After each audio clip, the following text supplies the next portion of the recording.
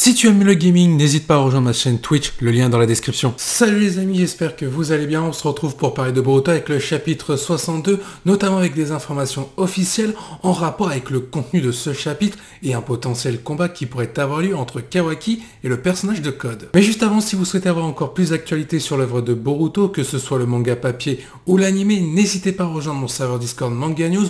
Vous pourrez parler avec ma communauté tout en participant à différents concours manga pour remporter des lots comme des figurines derrière moi ou des tomes manga au choix. Et pour ceux qui souhaitent me soutenir, n'hésitez pas à liker, de vous abonner tout en activant la cloche afin de vous tenir au courant à chaque sortie de mes vidéos. Et n'oubliez pas de laisser votre avis en commentaire par rapport aux différentes informations que je vais vous proposer, ainsi que de donner votre avis par rapport aux propos que je vais tenir dans cette vidéo. Commençons par tout ce qu'il faut savoir sur la sortie du chapitre 62, car vous êtes encore beaucoup à me poser la question quand est-ce qu'il va sortir, sur quel site et où le trouver en version française. Je vais y répondre dès maintenant. Le résumé complet ainsi que les premières pages seront disponibles à partir du mercredi 15 septembre 2021. Le chapitre 62 sera disponible sur le site Manga Plus à 17 h le samedi 18 septembre 2021 en version anglaise et espagnole. Pour la version française du chapitre, il faudra attendre entre le 19 et le 20 septembre 2021 pour pouvoir le lire sur le site Boruto France. Maintenant, nous allons passer à du croustillant concernant le contenu du chapitre 62 avec le site Epic Stream qui nous dévoile avant tout des rumeurs mais aussi des informations officielles.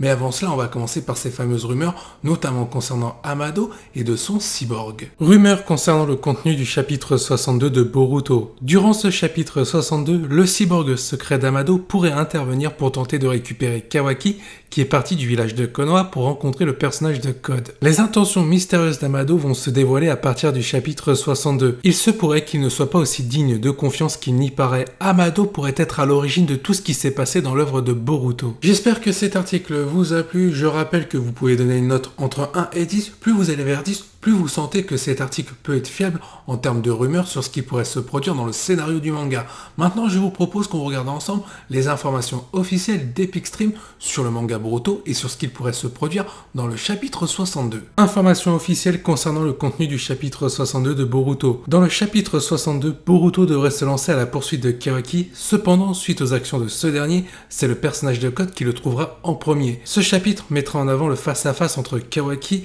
et Code pendant que Boruto réfléchit à ce qu'il doit faire pour aider son ami. Et ce n'est pas encore terminé, je vous propose d'enchaîner directement avec une information que j'avais déjà relayée, mais qu'Epic Stream a confirmé, notamment la carte de présentation qu'on avait trouvée sur le Vegem, présentant le contenu du chapitre 62, les intentions de Kawaki avec le face-à-face face à Code, et tout simplement ce que pourrait faire Boruto. Aperçu de la carte de présentation du chapitre 62 de Boruto, celle-ci nous dit que Kawaki et Code seront enfin face à face, mais que va faire Boruto pendant ce temps-là? Et là, si vous avez suivi ma chaîne et si vous regardez correctement le manga Boruto et notamment la fin du chapitre 61, cette information provenant du Vegem est relayée par Epic Stream concernant un peu le contenu du chapitre 62, ça fait écho directement avec la preview du chapitre 62 que je vous remontre dès maintenant. La preview du chapitre 62, Kawaki a disparu d'un coup et Code s'est pointé à l'aube d'un bouleversement majeur. J'espère que ce package en termes d'informations officielles vous ont plu, n'hésitez pas à donner votre avis en commentaire par rapport aux différentes informations officielles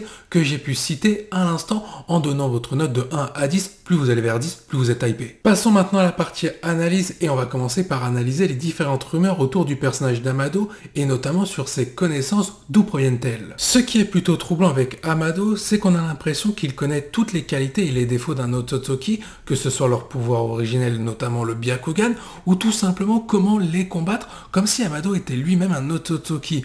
Maintenant, pour donner une hypothèse beaucoup plus crédible, on se souvient qu'Amado était en contact pendant des années avec Jigen, soit Ishiki Ototoki. Il aurait pu très bien apprendre des connaissances d'Ishiki Ototoki. Cependant, là où c'est plutôt troublant également, c'est qu'Ishiki Ototoki utilisait des compétences liées au Damargan et non au Byakugan. Et pour le coup, comment a fait Amado pour découvrir le pouvoir originel des Ototoki, c'est-à-dire le Byakugan?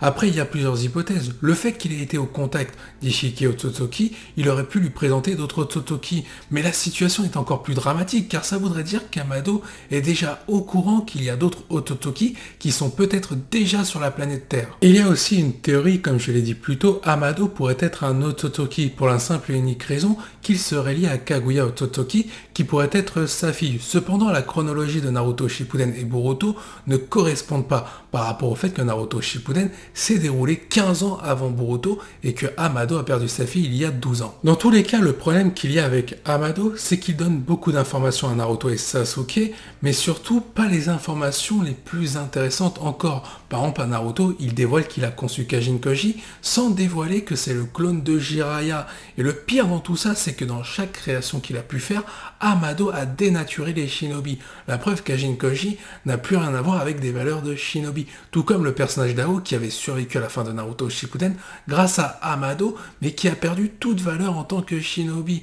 Donc, à première vue, si on regarde bien, Amado semble détester les valeurs d'un shinobi. Et l'autre point qui est assez bizarre, c'est le traitement d'Amado, notamment celui qui a été donné à Boruto pour annihiler temporairement la transformation en Ototoki qui lui est concernée par rapport à Momoshiki à l'intérieur de son corps, qui risque de se réveiller à tout instant pour prendre le contrôle sur le corps de Boruto, ainsi que son esprit. Mais pour que Amado soit sûr de son traitement, il a dû le tester auparavant, notamment face à des réceptacles d'Ototoki, voir un peu comment le médicament peut fonctionner, ou sur des Ototoki eux-mêmes au travers de différentes expériences. Sans ça, Amado ne serait pas aussi confiant concernant le traitement qu'il a fourni à Boruto. Et c'est là que c'est plutôt bizarre, Naruto et Sasuke ne se sont jamais posé la question d'où pouvait provenir l'origine des médicaments d'Amado. De plus, parlons aussi de la conception des cyborgs d'Amado, il est quand même capable de booster des capacités d'origine, par exemple celle avec Kajin Koji, il a boosté toutes les capacités qui étaient liées à Jiraiya pour que Kajin Koji soit cheaté. On rappelle quand même que Kajin Koji maîtrise le mode ermite à 100% au détriment de Jiraiya qui ne le maîtrisait pas à 100%.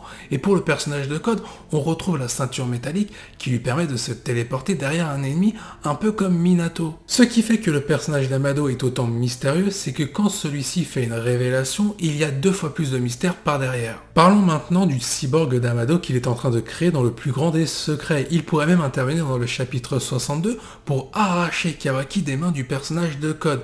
Mais avant tout, qui est donc ce cyborg? Selon les propos d'Amado, ce serait une alliée pour le village de Konoha, mais qui? Pour moi, l'hypothèse la plus probable, c'est que ce cyborg ce soit Delta, mais ça n'annonce rien de bon pour le village de Konoha, car on sait que Delta voue une rancœur assez élevée au village de Konoha, mais aussi surtout à Naruto par rapport à la défaite qu'il lui a infligée. Alors pourquoi je pense que ça pourrait être Delta? Par rapport à la silhouette qui nous a été légèrement montrée, par rapport à la chevelure de ce cyborg qui ressemblait trait pour trait à celle de Delta. Maintenant, est-ce que ce serait intéressant dans le scénario du manga de faire revenir Delta? Pour moi, oui, parce que tout simplement sur le fait que Delta, quand elle a été désactivée par Amado, on sentait que ce n'était pas terminé, car Delta, si ça devait être terminé en termes de développement, elle aurait dû être tuée par Naruto, et pour le coup, on aurait peut-être droit dans la suite de l'œuvre à un rematch entre Naruto et Delta, avec la potentielle trahison pour le coup d'Amado. Surtout qu'il ne faut pas oublier que Delta possède des données qui sont stockées dans une petite boîte se trouvant derrière son dos, et qu'elle possède plusieurs corps qui ont été conçus par Amado. Vous l'aurez compris, si un des corps de Delta est détruit, elle pourra automatiquement refonctionner avec un nouveau corps du moment que ces données ont été stockées et qu'elles sont intactes. Et on connaît le personnage d'Amado par rapport à son intelligence, il a dû forcément conserver des données en rapport avec Delta pour pouvoir s'en resservir pour plus tard. Et si Amado, si on prend l'hypothèse que c'est un protagoniste, il peut très bien s'en resservir en la réécrivant entièrement pour que ce soit une véritable alliée pour le village de Konoha. Je vous invite par ailleurs à donner votre avis en commentaire sur ce que vous pensez concernant le cyborg d'Amado et pour vous, qui ce sera. Parlons maintenant des informations officielles concernant la potentielle rencontre entre Kawaki et le personnage de Code qui aurait lieu à la fin du chapitre 62 qui découlerait sur le début d'un combat. Pour rappel, à la fin du chapitre 61, Kawaki avait quitté le village de Konoha pour pouvoir rencontrer le personnage de Code en se laissant trouver. Et d'un côté, on avait le personnage de Code qui se posait des questions concernant les intentions de Kawaki et qui est allé à sa rencontre pour lui poser des questions et sur ses actions, notamment sur ce qu'il est en train de faire. Dans ce contexte-là, la situation est en réalité à l'avantage du personnage de Code par rapport aux caractéristiques du personnage d'Eda qui se trouve à ses côtés, qui lui permet de tout savoir. Il pourra très clairement contrer rapidement les stratégies de Kawaki, à moins que Kawaki a une proposition très intéressante à faire au personnage de Code, mais quelle pourrait être cette proposition?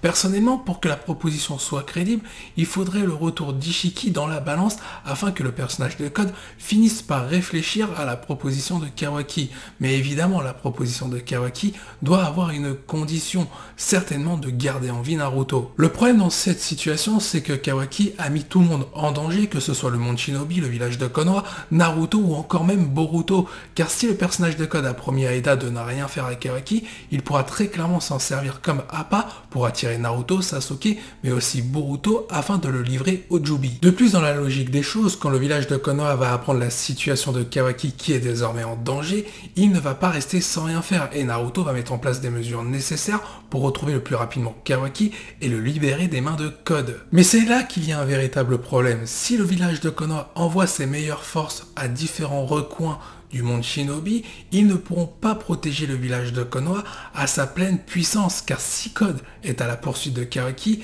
il y a deux autres personnages qui se trouvent à proximité du village de Konoha, c'est Eda et Daemon. Forcément, si Naruto et Sasuke sont en train de s'occuper de récupérer Kawaki, le village de Konoha sera à la merci de Daemon. Mais après, ce sera l'occasion de remettre en avant des Shinobi qu'on ne voit plus vraiment comme Kakashi, Rock Lee ou encore pourquoi pas Guy qui aurait pu récupérer l'usage de sa jambe, notamment grâce à Amado et sa technologie. Il est clair et net que les actions de Kawaki vont faire découler le début de la bataille ultime entre la team de Code et la team de Konoha. Sur ce, je vous dis à la prochaine, portez-vous bien et n'oubliez pas que la volonté du KT soit avec vous.